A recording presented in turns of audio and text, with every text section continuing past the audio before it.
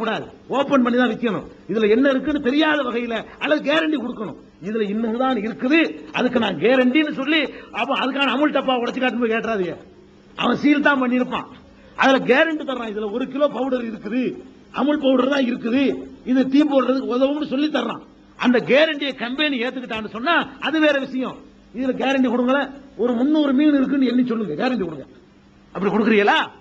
மரத்தை கொண்டே விடுறமையா பொருளாதாரத்தை லாபத்துக்காக வேண்டி தென்னை மரத்தை கொண்டு போய் இந்த மரத்துல எவ்வளவு காய்க்குதோ அவ்வளவு நீங்க எடுத்து கேட்கிறோம். முஸ்லீம்களாகிய நாம செய்யறோம். இஸ்லாமிய அரசியல் இருந்தா இந்த மாதிரி வியாபாரத்துக்கு இஸ்லாம் தடை செய்யும்.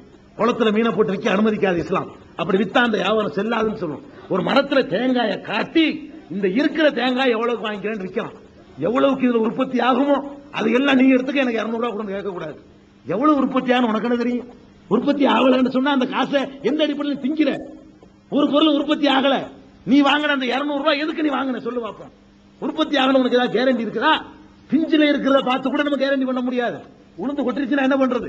அப்ப வியாபாரத்துல கூட இந்த மாதிரி ஏமாற்று மோசடி, அடுத்தவனை சின்ன அளவுக்கு ஏமாத்தக்கூடாது. அப்படி சொல்லக்கூடிய ஒரு அழகான வாழ்க்கை நெறி இப்படி ஒரு ஆட்சி உலகத்துல இருந்து இந்த மாதிரியான ஏமாற்றுகிற எல்லா வியாபாரங்களையும் தடை செஞ்சுட்டான்னு சொன்னா அது எப்படி இருக்கும்னு சிந்திச்சு பாருங்க. யாராச்சும் ஏமாற முடியுமா? பச்சை குழந்தையை விட்டு சாமான் என்று சொல்லலாம்ங்க, சின்ன குழந்தையை அனுப்பி சாமான் என்று சொல்லலாம். அவ்வளவுக்கு நேர்மை நாணயம் தலைவிரிச்சு ஆடும். இப்படிப்பட்ட ஒரு சுமூகமான ஒரு அழகான ஆட்சி முறைய, அரசியல் முறையத்தான் இஸ்லாமிய மார்க்கம் உலகத்துக்கு தருது. அதே மாதிரி சிவில் பிரச்சனை, கிரிமினலுக்கு தான் சொல்லு நினைச்சிடாதீங்க. சிவில் விவகாரங்கள் இருக்கு. இவன் நீங்க சொல்லிட்டு பொது சிவில் சட்டம் கொண்டு வருவோம். என்னடா பொது சிவில் சட்டம்? எந்த சட்டத்துக்கு மேலே ஒரு பொது சிவில் சட்டத்தை நீ கொண்டு வந்துருவியா? நான் கேட்கிறேன். நம்ம சொல்ல வேண்டிய உரத்து சொல்ல வேண்டிய நாம வாய் மூடியா இருக்கிறதுனால அவன் சொல்றான் பொது சிவில் சட்டம் கொண்டு வருவோம். என்னடா பொது சிவில் சட்டம்? முஸ்லீம் பாட்டுக்கு அவன் பாட்டு கல்யாணம் பண்ணி தலாக்கு தலாக்குங்கிறான், எங்களுக்கு அந்த உரிமை இல்ல. அவன் பாட்டுக்கு 4 பொண்டாட்டி கட்டிட்டு போறான், எங்களுக்கு உரிமை இல்ல.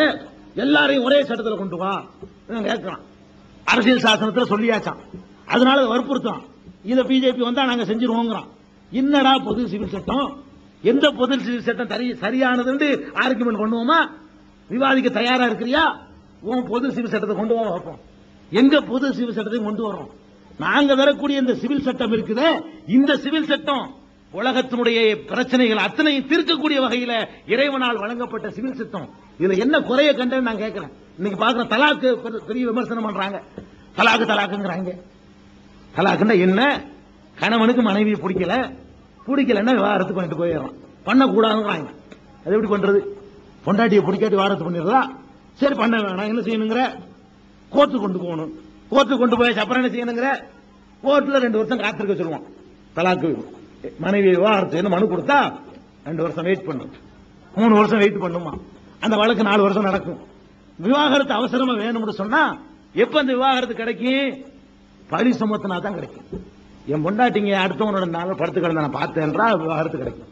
அப்ப விவாகரத்து வேணுங்கிறதுக்காக வேண்டி மனைவியின் மீது பழி சுமத்துற காட்சி நீங்க பாக்குறீங்க. விவாகரத்து கஷ்டமா இருக்கிறதுனால மண்ணெண்ணெய் ஊத்தி கொளுத்தி போட்டு ஸ்டவ் எடுத்து இளம்பன் சாவுன்னு பேப்பர்ல செய்தி போடுறான். எதனால? இது விவாகரத்தை கஷ்டமாக்குனதுனால. இஸ்லாம் என்ன சொல்லுது? திருமணம் செஞ்சுக்கிறீங்களா? திருமண வாழ்க்கை ஒப்பந்தம். கணவனுக்கு மனைவியை பிடிக்கலன்னா பிரிஞ்சுக்கலாம், மனைவிக்கு கணவனை பிடிக்காட்டாலும் பிரிஞ்சுக்கலாம். 2 பேருக்குமே லேசாக்கி வச்சிருக்கு இஸ்லாம். வெவ்வேறு விதமான தலாக்குமாங்க, இதை குள்ளன்னு சொல்லுவாங்க. இஸ்லாமிய அடிப்படையில் கணவனுக்கு மனைவியை பிடிக்கலையா அழகா பிரிஞ்சுக்கலாம். கல்லானாலும் கணவன், புல்லானாலும் புருஷனா. ஒரு குடிகாரனை கட்டி கொடுத்த காரணத்தினால அவனுக்கு ஆண்மை இல்லாம இருந்தாலும் கூட, அவன் குஷ்டரோகியா இருந்தாலும் கூட, அவனால எந்த சுகமும் இல்லாட்டாலும் கூட அந்த பொம்பளை அவனுக்கு தான் பொண்டாட்டிங்கிற பேரோட சித்திரவதை அனுபவிக்கணுமா? இஸ்லாம் அப்படி சொல்லல. 2 பேரும் சந்தோஷமா இருக்கிறதுக்காக கல்யாணம் பண்றீங்க. சந்தோஷமா இருக்க முடிஞ்சா இருங்க. உனக்கு அவளை பிடிக்காட்டாலும் அவளுக்கு உன்னை பிடிக்காட்டாலும் அழகா பிரிஞ்சுக்கிறீங்க. அவ்வளவு லேசான சட்டம். இந்த லேசான சட்டம் இருக்கிற காரணத்தினாலதான் எந்த வீட்லையும் ஸ்டவ் எடுத்து பாத்திமா செத்ததே இல்லை. ஸ்டவ் எடுத்து ஆயிஷா சாவுறதே கிடையாது. இந்த ஸ்டவ் எடுத்து சாவுறது பூரா யாரு? முனியம்மா கருப்பாய் தான் செத்துக்கிட்டு இருக்கா. என்ன காரணம்? விவாகரத்துங்கிறது கஷ்டமா இருக்கும் பொழுது விவாகரத்து அடைகிறதுக்கு காத்துக்கிட்டு இருக்க பொறுமை இல்லாதவன் என்ன பண்றான்? கொண்டாட்டி காலி பண்ணிடுறான். இது இருந்தா தானே விவாகரத்துன்னு அலையணும். தீர்த்துட்டோம்னா பிரச்சனை தீர்ந்துச்சு, வேற ஒருத்தி கட்டிட்டு போறோம். எதுக்கு போட்டு விவாகரத்து வரைக்கும் போகணும்? அழகா காலி பண்ணிடுறான். இவனாலையும் கண்டுபிடிக்க முடியாது. ஏன்? ஸ்டவ் அடிச்சு சுத்தில நம்புவோம்லங்க. அவர் டிபார்ட்மெண்ட் அது நடைமுறையில சமையல்ல ஈடுபட்டிருப்பா, தீ பிடிச்சிருக்கும், செத்துருப்பாண்டு உலகம்லாம் சேர்ந்து சாட்சி சொல்லலாம். இதான் இன்னைக்கு நடந்துகிட்டு இருக்கு. அவ என்ன பண்றா, பிடிக்கலன்றவன அவளுக்கு இருக்கவே அம்மி கொலை ஒரே போடு. பேப்பர்ல படிக்கலையா, புருஷனை பிடிக்கலன்ற பிறகு நீ இருந்துதான் ஆகணும்னு சொன்னா ஒரு அளவுக்கு மேல பாப்பான், ஒரே போடா போட்டு அவாட்டு ஓடி போயிடுவா. இதுல மாட்டிக்கிறவனு தெரிஞ்சா ஒரே ஒரு மாத்திரை போதும், கலக்கி ஊத்தி விட்டா முடிஞ்சு வச்சுக்காத. சோத்துல கலந்து கொடுத்தா முடிஞ்சு வச்சுலங்க. நான் கற்பனையா சொல்லல, நடக்குதா இல்லையா நாட்டுல? எத்தனையோ கணவன்மார்கள் சாவுறதுக்கு மனைவிமார்கள் காரணம் இல்லையா? அப்ப இதுக்கு என்ன காரணம்? இவங்க வச்சுக்கிற சிவில் சட்டம் சரியில்லை. இந்த குடும்ப வாழ்க்கை சம்பந்தமா பிணக்கு ஏற்படும் பொழுது அதை எப்படி தீர்த்துக்கணும்னு சொன்னா, நான் சொல்ற முறையில தீர்த்துப்பார், என்னுடைய இறைவன் சொல்ற முறையில தீர்த்துப்பார், என்னுடைய குர்ஆன் சொல்ற முறையில தீர்த்துப்பார். இந்த மாதிரியான மரணங்கள் ஏற்படாது. தீப்பிடிக்கிற மரணங்கள், நறுக்கு நறுக்கு விவகாரங்கள், அம்மிக்குலையை போட்டு கொள்ளக்கூடிய விவகாரங்கள், விஷம் கொடுத்து கொள்ற விவகாரங்கள் ஒண்ணுமே நாட்டில் நடக்காது. அவ்வளவு அழகான ஒரு சட்டத்தை நாம வச்சுக்கிட்டு இருக்கிறோம். அவ்வளவு தெளிவான சட்டத்துக்கு சொந்தக்காரர்களா இஸ்லாமியர்கள் இருக்கிறோம். இந்த சிவில் சட்டத்தை உலகத்தில் இஸ்லாம் அமுல்படுத்துமானால் அது எவ்வளவு நல்லா இருக்குன்னு பாருங்க. இன்னைக்கு எத்தனை பேரை பார்க்கிறோம், ஏண்டா இந்த வாழ்க்கைன்னு நினைச்சுக்கிட்டு எத்தனை பெண்கள் அந்த கணவன்மார்கள்ட்ட மாட்டிக்கிட்டு இவன்கிட்ட இருந்து விடுதலை பெற்றா தேவலையே, இந்த நரகத்திலிருந்து மீட்சி கிடைக்காதா ஏங்கிக்கிட்டு இருக்கிறாங்க. இஸ்லாம் அதுக்கு வழி சொல்லுது. இஸ்லாமிய அரசு இல்லாததுனால, இஸ்லாமிய அரசியல் இல்லாததுனால, இஸ்லாம் சொல்லக்கூடிய வழிகாட்டுதல் தெரியாததுனால ஏதோ அந்த பாரம்பரியத்தை நினைச்சுக்கிட்டு கல்லானாலும் கடவன், புல்லானாலும் புருஷன், வேற என்ன செய்யறது போய்கிட்டு இருக்கிற காட்சியை பார்க்கணும். அப்ப இஸ்லாமிய அரசியல் வந்துருச்சுன்னு சொன்னா இந்த குடும்ப வாழ்க்கையில எல்லாம் கூட ஒரு அழகான சட்டத்தை தரும், எல்லா மக்களுக்கும் பிரச்சனை இல்லாத சட்டத்தை தரும். அதே மாதிரி நிறைய கல்யாணம் பண்றாங்க. இன்னொரு நிறைய கல்யாணம் பண்ணி விட்டோம், லிஸ்ட் இருப்போமா? யார் அதிகம் பண்ணி இருக்கிறா? இந்த சமுதாயம் பலதார மனம் செஞ்சதை விட முஸ்லீம் அல்லாத இந்து சமுதாயம் தான் அதிகமான அளவுக்கு திருமணம் செய்து பலதார மனம். கருணாநிதி பல மனைவியரை கல்யாணம் பண்ணி முதலமைச்சரா இருக்கிறார். அவரை எந்த சட்டமும் தடுக்கலையே.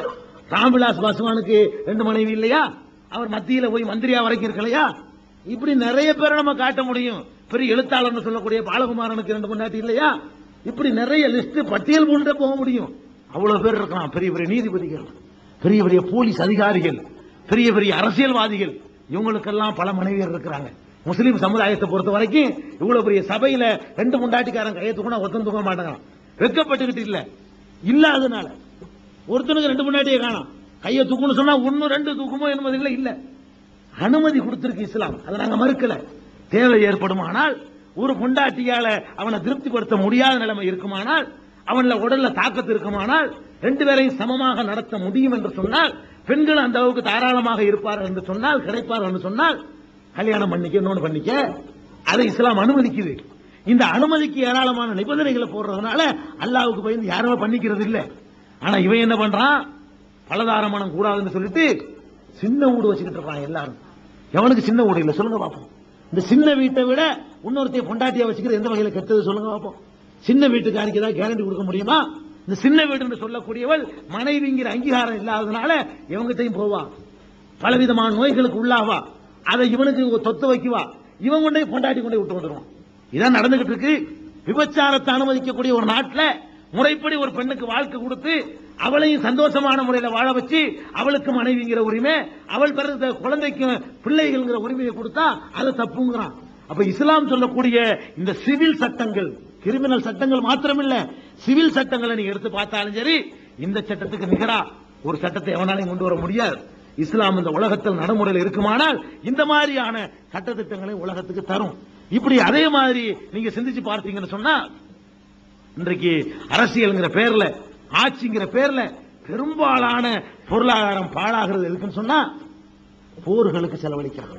இந்த பொருளாதாரத்தை எதுக்கு செலவழிக்கிறான்னு பாத்தீங்கன்னா, உருப்படாத காரியம் எப்படி சம்பாதிக்கணுங்கிறதுக்கு இஸ்லாம் வழி சொல்லுது. பொருளாதாரத்தை செலவு செய்யற எடுத்து பாத்தீங்கன்னா போருக்கும் ராணுவத்துக்கும் தளவாடத்துக்கும் தான் அவ்வளவு காசையும் செலவழிக்கிறான். இந்த ராணுவம், போர், இந்த மாதிரி பிரச்சனைகள் இல்லைன்னு சொன்னா எவ்வளவு ஒரு சுபிச்சமான வாழ்க்கை வாழ முடியும். அப்ப இஸ்லாமிய மார்க்கத்தை பொறுத்த வரைக்கும் வேண்டாத போர்களை தவிர்ப்பதற்காக அழகான வழிகாட்டி முறைகளை சொல்லுது. அல்லது என்ன செய்யணும், தயாரிக்கிறியா புடிச்சு இழுத்து ஒரு நாட்டை சேர்த்துக்க முடிஞ்சு வச்சுக்காத. அவன் ஒண்ணு நீ ஒண்ணு இருந்துட்டு இருக்காரு. சக்தி இருந்தா புடிச்சு இழுத்து போட்டுக்க. எதுக்கு 2 நாடா உட்காந்துக்கிட்டு அவனுக்கு பயந்துகிட்டு நீ மக்கள் காசுல ஆயுதத்தை குவிக்கிற, உனக்கு பயந்துகிட்டு அவன் ஆயுதத்தை குவிக்க, கடைசியில மக்கள் எல்லாம் சோத்துக்கு வழி இல்லாம சாவ. இந்த மாதிரியான நிலையில இருக்கிற காட்சியெல்லாம் கூட இஸ்லாம் மாற்றி அமைக்குது. போர்ல கூட ஒரு புதுமையான நெறிய புகுத்துது. எங்க எல்லாம் அக்கிரமம் தலைவிரிச்சு ஆடுதோ அங்க எல்லாம் புகுந்தவங்களை விரட்டி விட்டு கைப்பற்றுங்கள் இஸ்லாம் சொல்லுது. இஸ்லாமிய அரசியல் இருக்குமானால் பாகிஸ்தான்ல நடக்கிற அராஜகத்தை இந்தியா தட்டி கேட்க முடியும். பங்களாதேஷில் அராஜகம் நடக்குமானால் அதை போய் இந்தியா தட்டி கேட்கும்.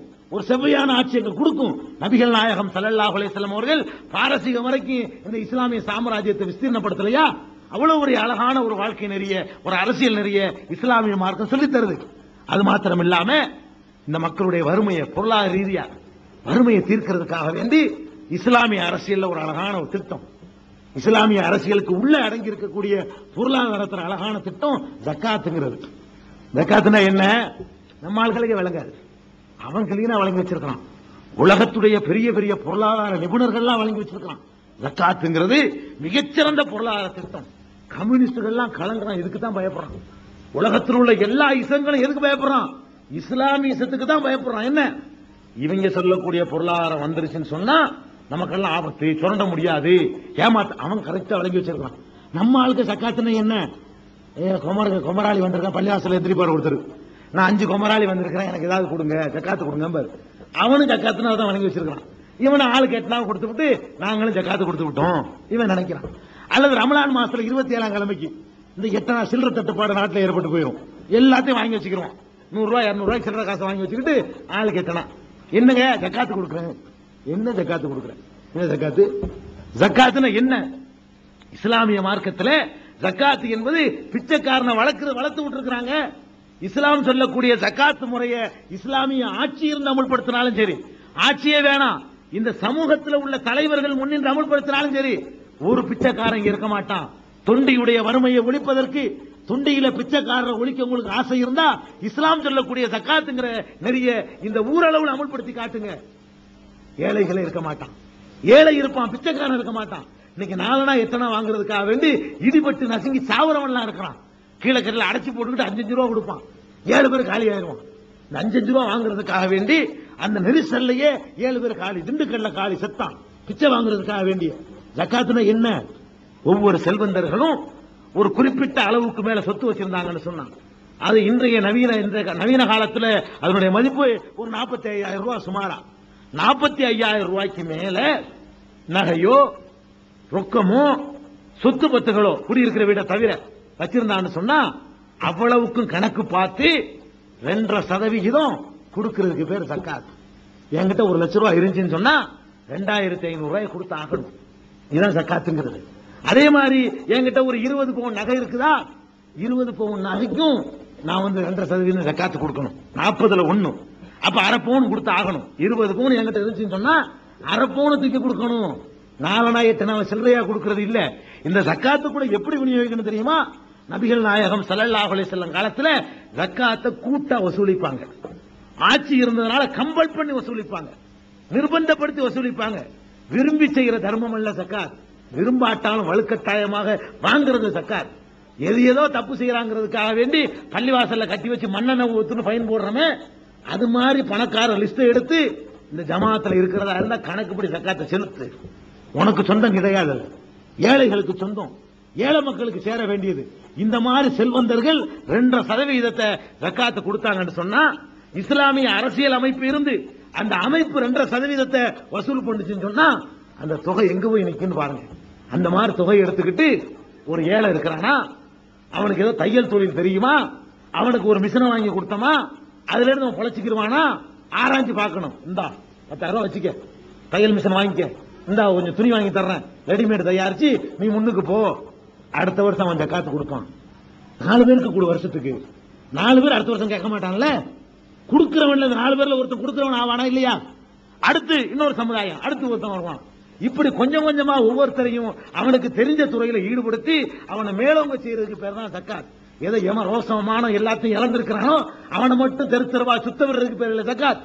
இன்னைக்கு எத்தனை ஏழைகள் வீட்டில் இருக்கிறான், மான ரோசத்தோட வெளியே கையேந்தாம இருக்கிறான், அவனை எல்லாம் தேடி சென்று அவனுடைய வாழ்வை வளப்படுத்துறதுக்கு பயன்படுத்துறது தான் ஜக்காத். யாரெல்லாம் கடனாளி இருக்கிறீங்கன்னு தேடி பார்க்கணும். அத்தாவுடைய நூத்துக்கு கடன்பட்டிருப்பான், அத்தாவுடைய மருத்துவ செலவுல கடன்பட்டிருப்பான், பொண்டாட்டி